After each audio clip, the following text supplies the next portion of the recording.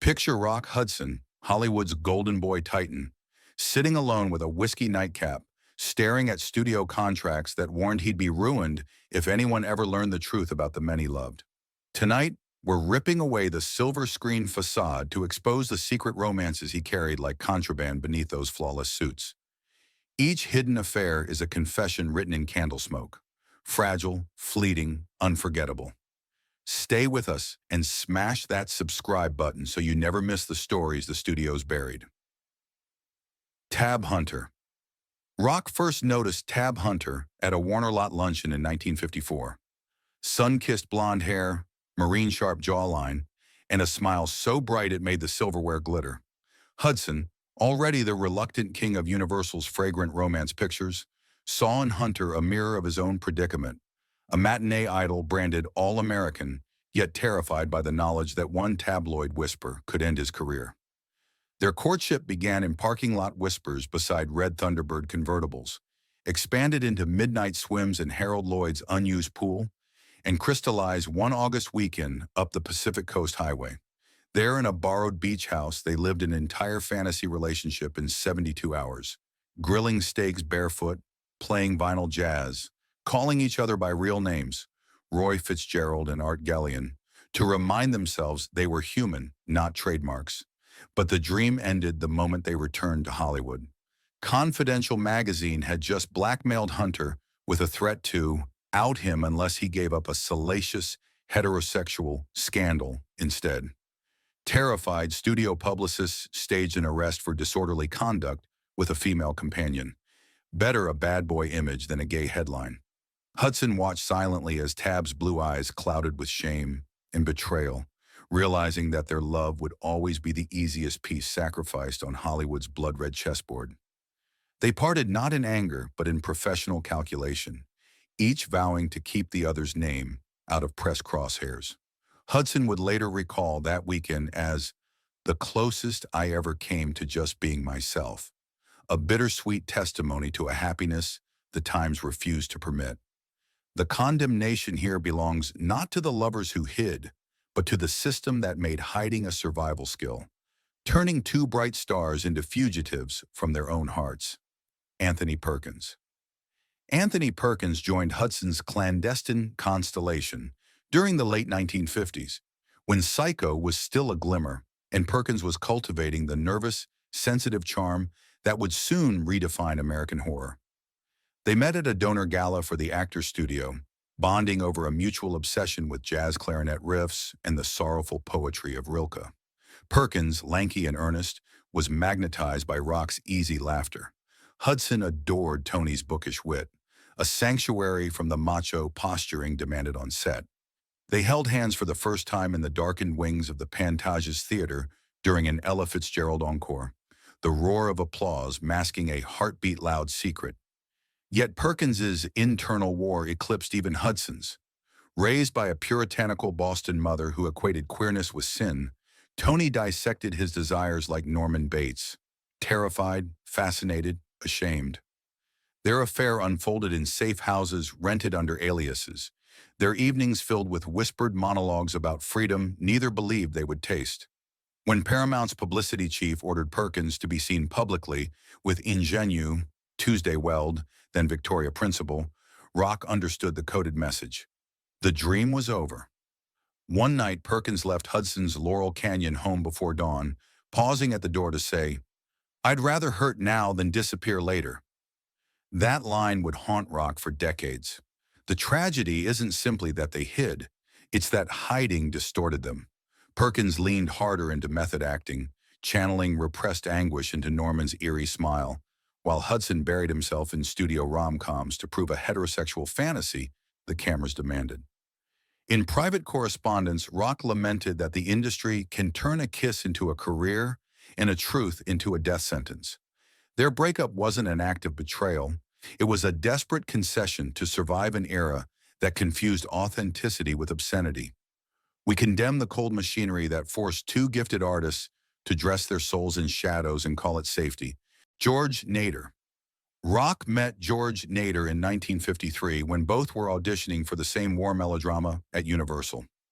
Nader, broad-shouldered, olive-eyed, and backed by the same ruthless agent, Henry Wilson, clicked with Hudson like twin escape artists comparing blueprints. Their first date was the least romantic venue imaginable, a late-shift health club the studio kept for contract players. In that tiled locker room, they realized they were living the same double life, dressing first for the cameras, then for survival. Even their dogs played a role in subterfuge. Studio handlers advised Nader to be photographed walking his German Shepherd beside Rock's St. Bernard, so gossip rags would call it bachelor buddy bonding, never love. They carved a bubble of freedom 100 miles east in Palm Springs, co-owning a modest bungalow under a shell corporation run by Rock's accountant. There, between mesquite trees and the hiss of a desert wind, they dared to cook breakfast shirtless and laugh too loud. Yet danger rode every gust. Confidential magazine had already blackmailed Tab Hunter. Luella Parsons now circled Nader, threatening to expose a stack of private photographs showing the two men poolside. In a move as heroic as any on screen, Nader volunteered to let his own career die so the bigger studio asset, Hudson, might live. He accepted a mutual separation clause, fled to European B-movies, and sent Hudson a final note. Hide well, but don't disappear. The condemnation falls on the machinery that devoured a promising actor's livelihood for daring to love honestly. Studios cashed Nader's silence like a check, trading one man's future for another's box office glow. When Hudson recalled those days late in life, he choked up only twice. Once about AIDS, once about George Nader walking away with a smile that said, "I'd do it again to keep you safe." The cost of that safety was a scorched career and a friendship forever relegated to coded Christmas cards. Raymond Burr. Raymond Burr's public persona was carved from granite, a towering courtroom hero on Perry Mason, later a grizzled detective in Ironside. Off-screen, he wove elaborate lies about two dead wives and a non-existent son to keep columnists from sniffing out his truth. Into this labyrinth stepped Rock Hudson at a 1958 Motion Picture Relief Fund gala. Burr, gruff yet surprisingly shy, complimented Rock's cufflinks. Rock shot back a joke about courtroom cross-examinations. That night, they escaped the Beverly Hilton ballroom for a moonlit drive along Mulholland, their laughter ricocheting inside a Cadillac convertible like coins in a jukebox. Their romance thrived in motion, long fishing trips up to Big Bear, where no one bothered big stars with binoculars, and late-night drives to the Nevada state line so Burr could test outlandish alibis about hunting antiques. Burr's need for control met Rock's yearning for gentleness. Around campfires, they talked about planting a vineyard in Oregon someday, a place no studio contract could reach. But Burr's studio lawyers discovered hotel receipts signed in both men's birth names, Raymond William Stacy Burr and Roy Harold Fitzgerald, and panicked. They forced Burr to stage photo ops with leading ladies, even concocting a brief engagement rumor with Natalie Wood to smother whispers. When columnist Jack Late Jr. hinted that television's most trusted lawyer has a skeleton in his chambers, Burr ended things in a terse letter. "Rock, the walls are closing in. If I disappear, know it's to keep us alive." Hudson never responded, terrified any reply might become evidence. Burr buried himself in studio work, adding layers to his fictional straight life, while Rock learned one more brutal lesson. Each new love was another liability. We condemn the era that drove a gentle giant to invent dead spouses just to breathe freely, and that taught Rock Hudson to file affection under the label hazardous material. Roddy McDowall. Roddy McDowall entered Rock's orbit in 1961, a pixie-faced emigre from child star fame who reinvented himself as Hollywood's unofficial portrait photographer. He captured everyone, Taylor, Brando, Garland, but aimed his Leica most lovingly at Rock. They met during a beach house soiree thrown by Natalie Wood. Roddy snapped candid shots of Rock skipping stones, then confessed he often used the camera as a shield. "If they think I'm working, they won't care who I'm watching," Rock understood at once. They embarked on a tender, almost scholarly affair, spending Sunday mornings in Roddy's darkroom developing film, whispering about chiaroscuro while their fingertips brushed across wet negatives. Their greatest risk wasn't photographers. It was the FBI. In 1970, agents raided McDowell's home under suspicion he possessed obscene materials after importing European art films. Among 8,000 reels was a single 16mm strip labeled Palm 63, featuring Rock laughing in knee-deep surf, towel slapping Roddy's calves. Though harmless, the clip could have jump-started a scandal potent enough to topple two careers. Roddy managed to have it destroyed, but the scare fractured their bond. Rock suggested they cool off until the climate changed. Roddy smiled sadly. By then, our prince will have faded. McDowell turned his heartbreak into art, curating coffee table photo books that captured what he could never publicly claim, a community of men and women whose real romances lay just outside the frame. Rock, meanwhile, dove into ever broader comedies, overplaying heterosexual gusto as if laughter could drown suspicion. The condemnation here burns hottest. A federal agency wasted manpower, chasing reels of two men being happy, while Hollywood applauded the destruction as brand protection. Rock later mused to a confidant, "Roddy kept the proof of our love in silver nitrate, but the world insisted those moments were combustible." And so another chapter of his hidden heart was incinerated to keep up a lie that grossed millions. Jim Nabors. The cruelest rumor Rock Hudson ever faced was the 1971 wedding hoax that claimed he married comedian-singer Jim Nabors at a mock ceremony in Palm Springs. The two men had been quietly close since 1965, when Rock wandered into a Hollywood Hills house party and heard Nabors crooning "Stranger in Paradise" at the piano. Jim's gentle baritone and small-town sincerity melted Rock's defenses. After everyone left, they sat on the patio until sunrise, trading stories of small humiliations, schoolyard slurs, studio beard dates, the terror of medical checkups handled by gossip-hungry doctors. They built a routine around Sunday breakfasts. Neighbors made pineapple pancakes, Rock squeezed fresh orange juice, and for 3 brief hours, they pretended scandal could not breach a kitchen doorway. Then came the prank that detonated their idol. A group of drunken industry gatecrashers mailed out fake invitations announcing the matrimony of Rock Hudson and Jim Nabors, complete with a crude line about Nabors becoming Gomer Pyle's wife.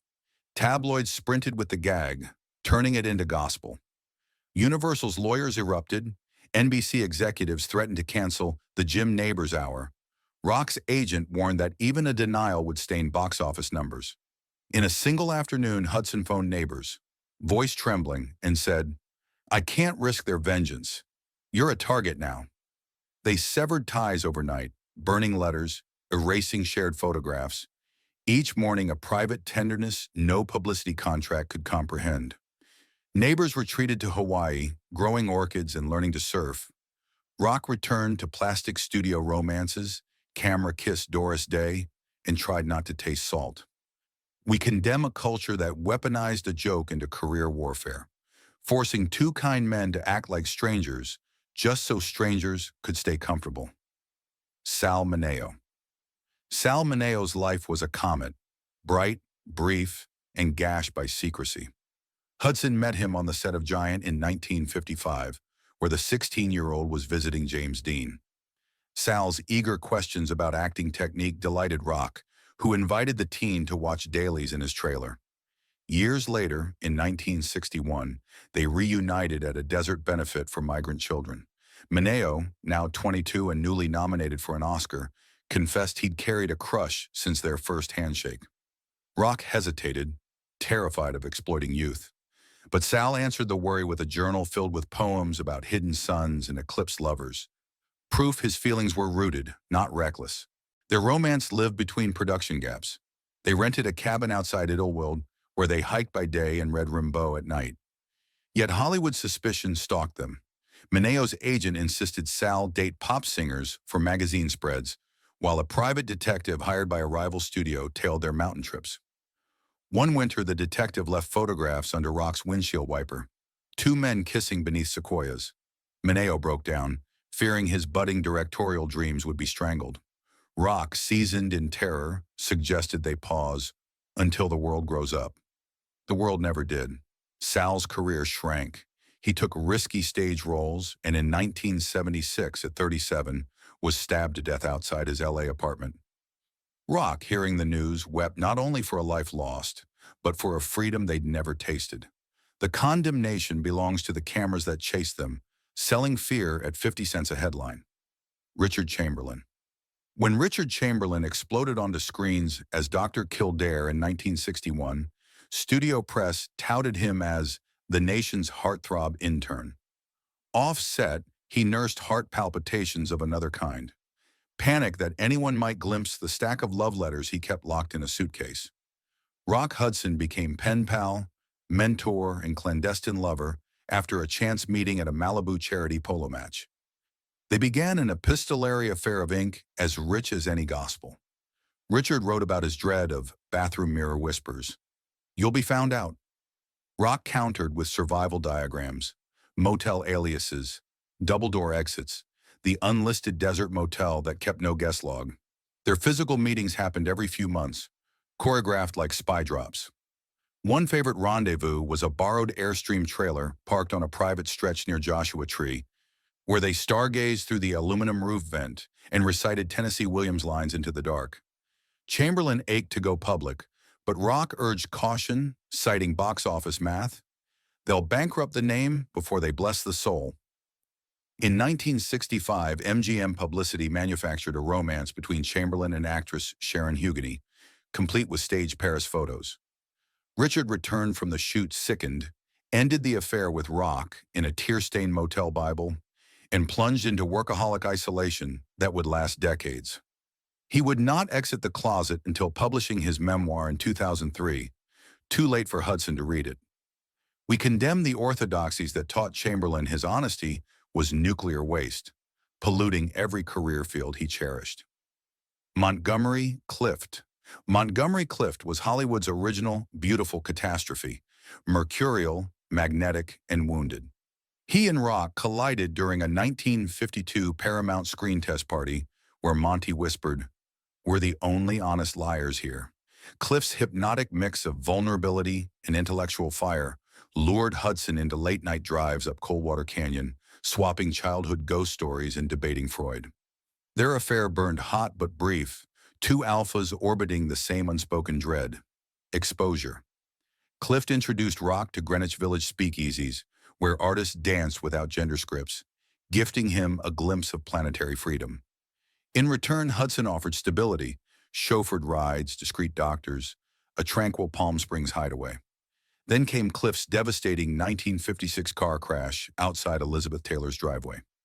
As the press licked its chops, Rock rushed to the hospital, bribing staff for private visiting hours. Watching surgeons reconstruct Monty's shattered face, Rock realized the fragility of all their masks. When Clift resumed work looking older, gaunter gossip columnists speculated about morphine, alcohol, and deviant parties. His studio demanded he cut ties with every rumored gay associate, Hudson topping the list. Monty complied, convinced, wrongly, that distancing would salvage his career. They met only twice afterwards, both times in darkness, speaking like two soldiers who'd failed the same mission. Clift died in 1966, age 45, from a heart attack brought on by addiction and despair. Rock attended the funeral incognito, standing behind a mausoleum pillar, tears hidden by sunglasses the size of shields. The condemnation echoes. An industry so merciless it turned a fragile genius against the one man who understood him best. Rock Hudson's hidden love map reveals not shameful secrets, but crimes committed by a culture that outlawed honesty. These men weren't deceivers. They were drafted into deceit. Let's honor them by fighting the closets they endured. Subscribe, share, and keep their real stories burning brighter than any studio spotlight.